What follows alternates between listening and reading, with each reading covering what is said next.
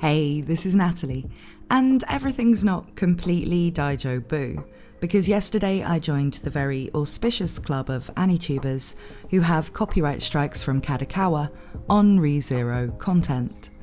This meant I got to experience the Happy Tree Friends video YouTube makes you watch, that explains the concept of copyright to you as if you're a small child with a serious head injury.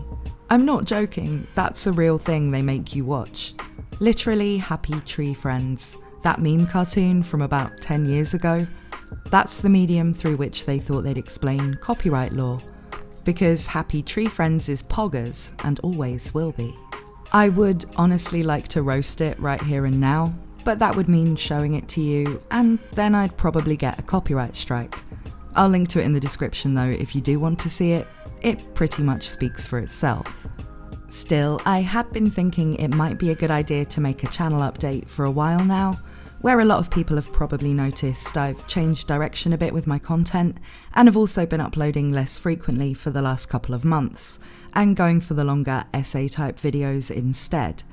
I just kind of feel like this is a good time to do that update, to both vent about the strike thing and talk about what I'll be doing to protect my channel, along with also talking about the less depressing topic of what you can expect by way of content from me in the near future. To give you the quick answer though, I'm not going to stop making ReZero related content altogether, but I will be being more careful with ReZero stuff, for instance using fan art rather than images and clips from the anime, and some of my older ReZero videos have been made private for the time being. I'll get on to which stuff I've privated and won't be making more of, and the reasoning behind that later. First though, I want to talk about the Kadokawa strikes issue in general, because it's not specific to my channel, and has been an ongoing situation since the start of 2021. And while I did talk about it in some of my ReZero videos earlier in the year, I never made a video just about that, and I think it's worth discussing. If you watch other channels who do or used to do a lot of ReZero stuff, you'll probably already know that this is a thing that's been going on for the last 6 months or so. All of the channels I'm friends with in the ReZero community, like JakeZ123, AnimeOT and Father Bubbus, have been dealing with periodically getting strikes for that whole time, and they've taken various steps with their own content to try to mitigate the risk, like maybe privating some of their videos, changing up their editing styles, and so on, but the strikes just kept on coming. Other channels I'm aware of stopped covering ReZero at all because of the strikes, like Sea Tactics, but the scariest development was definitely that Holographic actually had his original channel terminated because of copyright strikes. If you get 3 strikes within 90 days, YouTube deletes your channel and your account gets banned too. In Hollow's case, he got a strike from Sony as well as the Kadokawa strikes, but he'd been dealing with strikes from Kadokawa since this whole thing started. Now, somehow, I hadn't received any strikes before yesterday.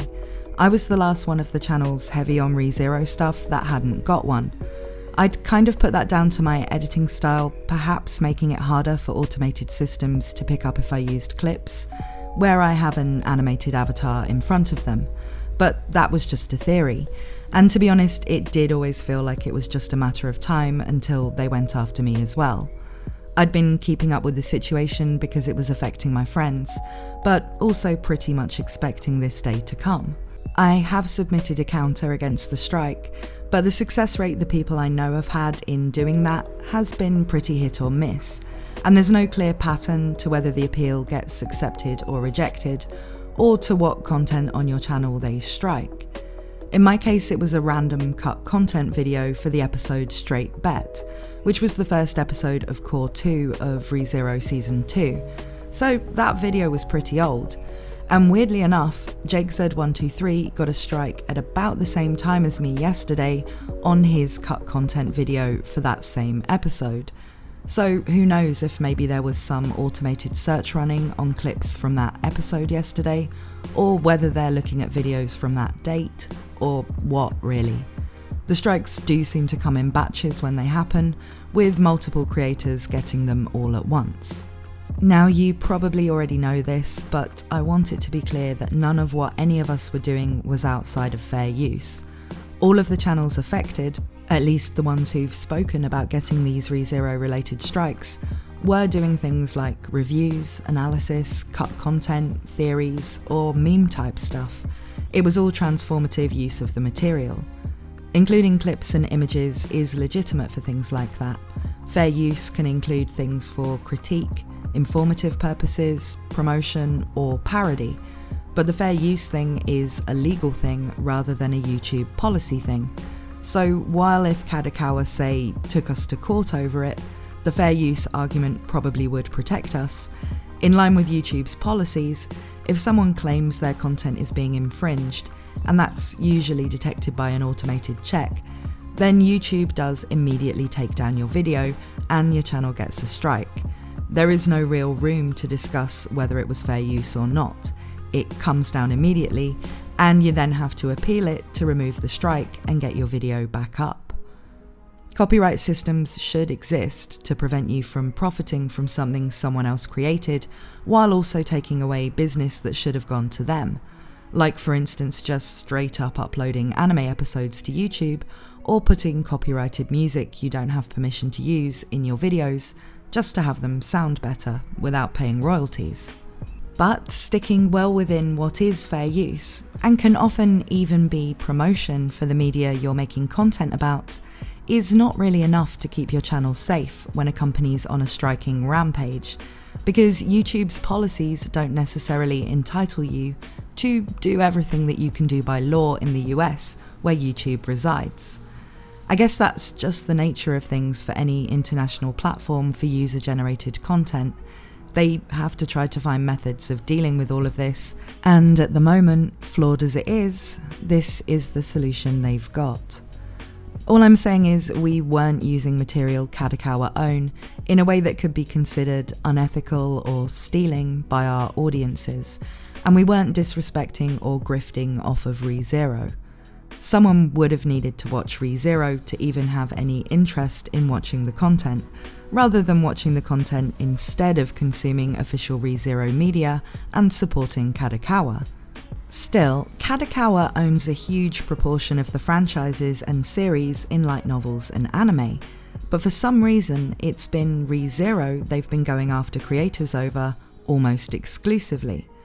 If I remember correctly, one channel, I think it was 414 Anime, had a strike from them on a Shield Hero video back at the start of all of this, but other than that it's all been ReZero, and channels of various sizes have been hit, including the largest and best known ReZero channel, Echidnut, and bigger general anime channels like AniNews on their ReZero content. It doesn't seem to matter whether it's clips or still images, or whether you included audio from the show in your video either, as people seem to have had strikes even for videos with just still images in them, and many of us never used audio from the anime in clips at all, including me.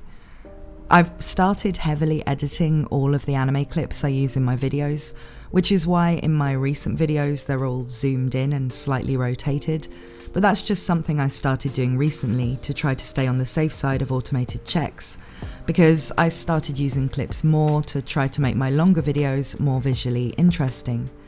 Previously, I made a lot of my ReZero videos just with stills, and the few I did with clips just to mix things up, I hadn't yet thought of making those kinds of edits to the clips to make them harder for automated copyright checks to match. My videos have always been more talky than showy, so I try to think about just having things moving and changing on screen to stop people's brains getting too bored if they're watching the video. But I also try to make them in a way that, if I can avoid it, nothing that important is shown on screen, because a lot of my audience tell me they just like to listen to my videos podcast style. I've been trying to upgrade the look of my videos over time. My background is as a writer, not a graphics person at all, so when I started my channel a year ago, I was a complete beginner to editing. But as my channel has grown, I've invested in better hardware and tried to gain better editing skills, and switching from just using stills behind my avatar to having more clips and dynamic stuff going on screen was kind of a part of that. I suspect that means some of my videos will be more likely targets for strikes than others, but it's really hard to even say that if stills can get people hit too. For the future, I will probably stick to using fan art and the kind of visuals I have in this video, rather than clips or even stills from the ReZero anime or light novels for any ReZero content I make. But I have a lot of videos on my channel that do have ReZero clips and images in them, and at the moment I'm really resistant to the idea of taking it all down, especially given, based on what's happened to other channels like Hollow, you still seem to be able to get strikes on privated or even deleted content anyway. Naturally, those of us getting strikes can't go back in time and not use images or clips from ReZero, and since they're not striking new content but random old content, changing what we make in the future only helps up to a point. It's kind of messed up. But I do feel like I should be doing something by way of privating or taking stuff down, even if it doesn't help that much. As it stands, where I have one strike, I've taken down the stuff most similar to the video that got the strike, and the stuff where I kind of think maybe it could be argued that my content substitutes the real product. So I've taken down summaries of official light novel material like prequel novels, and any videos that were mostly readings from the web novel. That means you can no longer hear me attempt to do Echidna's whole monologue, or listen to the readings of some of the scenes cut from season 2. Now, Kadokawa don't even own the ReZero web novel. I was reading fan translations of the free unlicensed web novel, and crediting the translators and the author. People said they liked listening to me narrating it, so I made a bunch of them for cut scenes, and some other chapters from Arc 4. But I can see that that type of content might be closer to the line than things that don't just tell you what happens in the books, like my theory or analysis type stuff, so I figured I'd take that reading type stuff down for now. I haven't taken down the Arc 6 or 7 summaries I did, because those are summaries I wrote myself of chapters that weren't translated at the time, but they do basically tell you what happens in the light novels Kadokawa does own, so I'll probably consider taking them down too if I get a second strike. I mean, at 2 strikes I may even take down all of my ReZero content, I don't know. It had seemed like Kadokawa don't like to give people 3 strikes in the 90-day period and terminate them, given they were routinely striking a lot of channels over the last 6 months who all had many ReZero videos, but they never went over 2 active strikes on a channel at a time. Hollow is the only channel who's had a termination as a result of the strikes, but he was at 2 from Kadokawa when he got the 3rd fatal one from Sony, though Kadokawa did then strike a load more of his content after that. So it's possible that the theory many of us have been working to, that Crosswarp and Kadokawa are sticking to some kind of rule to avoid striking any one channel 3 times, perhaps to avoid a big backlash, may be completely wrong, and it's just that their random scattergun striking of ReZero videos just took this long to hit someone 3 times. But why is it just ReZero? ReZero isn't currently airing anymore. The next season hasn't even been announced yet, and yet it seems to be the only series they're putting an overblown effort into protecting. So I do kind of have a theory about this, but it is just a theory. As far as I know, ReZero is officially available in some countries to watch on YouTube, and what I think might have happened is Kadokawa hired the company dishing out the strikes, who were called Crosswarp, to clear out any infringing uploads on YouTube of ReZero episodes or clips that would compete with people watching the officially available episodes on the platform. But I'm guessing Crosswarp do this overzealously, and are probably judged by how much stuff they get taken down, rather than by how accurate they're being. So they probably would be running automated checks to find anything using parts of ReZero episodes and striking it, rather than worrying about whether it's fair use or not. I mean, while it is regular content creators who've done nothing illegal who are speaking out about it, it's possible that people who were uploading actual infringing content, like full episodes or clips, without any transformative element, are also getting hit. It's just that they're not channels we'd necessarily pay attention to. Even if you watch anime clips on YouTube, it's not usually that you'd remember the channel that posted them and follow them on Twitter or whatever. And of course, they're not going to be vocal and kick up a fuss about getting strikes when they knew they weren't really entitled to upload that stuff anyway. I think it's possible this whole ongoing thing of ReZero strikes by Crosswarp is actually getting the results Kadokawa wanted, and we're just the collateral damage that they don't really care about.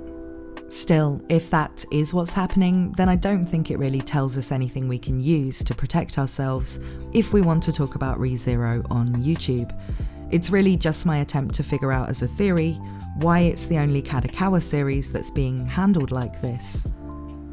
But to move on from that and onto my channel specifically, I was starting to change my content anyway for a number of reasons.